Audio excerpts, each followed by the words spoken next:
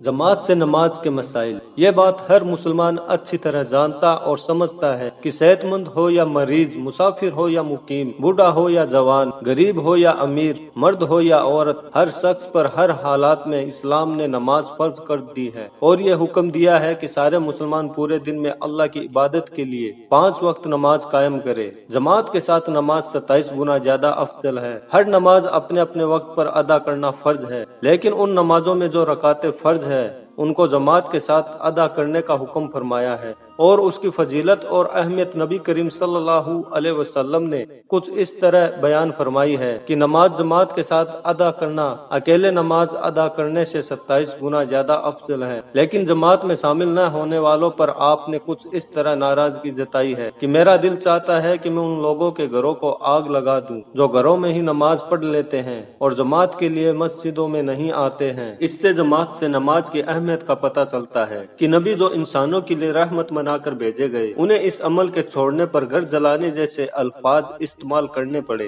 तो अगर कोई रुकावट न हो तो जैसे सख्त बारिश, बीमारी, लॉकडाउन, तो फर्ज नमाज हर हाल में जमात के साथ मस्जिद में ही आकर अदा करे, जैसा कि नबी करीम सल्लल्लाहु अलैहि वसल्लम का तरीका है। लेकिन जमात के साथ नमाज की बात हो तो यहाँ पर कई मसले खड़े हो जाते हैं कि अगर ज्यादा लोग न हो, सिर्फ 2 ही लोग हो तो जमात कैसे बनाए, और जमात हो रही हो और तीसरा आदमी आ जाए तो क्या करे, आदमियों के अलावा औरत भी हो तो जमात के तरकीब कैसे बनाए। तो इन तमाम सवालों के जवाब आपको यहाँ मिल जाएंगे। जब 3 या उससे ज्यादा लोग हो तो जमात कैसे बनाए। जब इमाम को मिलाकर सिर्फ 3 लोग हो या उससे ज्यादा हो तब इमाम उसी तरह आगे खड़ा होकर नमाज पढ़ाएगा। जैसे आम तौर पर जब ज्यादा लोग होते हैं तो इमाम आगे खड़ा होकर नमाज पढ़ाता है। जब 2 ही लोग हो तो जमात कैसे बनाए। 2 ही लोग हो तो एक इमाम बन जाए और दूसरा मुक्तदी बन जाए। मुक्तदी इमाम की दाईं तरफ थोड़ा सा पीछे हटकर इस तरह खड़ा हो कि मुक्तदी की उंगलियां और इमाम की एड़ियां बराबर आ जाए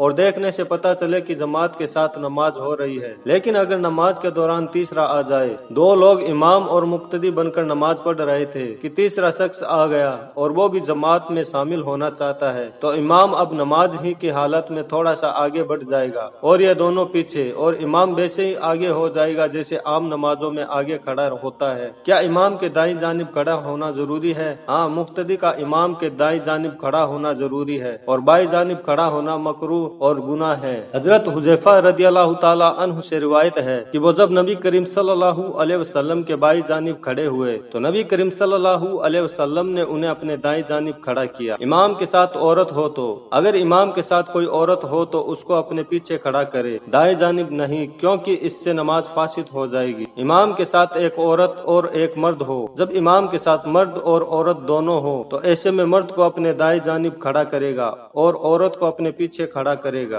अगर बहुत सारे मर्द, औरतें और बच्चे हो, लेकिन अगर मर्दों, औरतें, बच्चे जमात के लिए आ जाए तो वो लोग सब इस तरह बनाएंगे कि पहले मर्दों की सब बनाई जाएगी, उसके बाद बच्चों की, फिर इनके बाद औरतों की सब बनेगी। अल्लाह हमें दीन की सही समझ अता फरमाए, आमीन।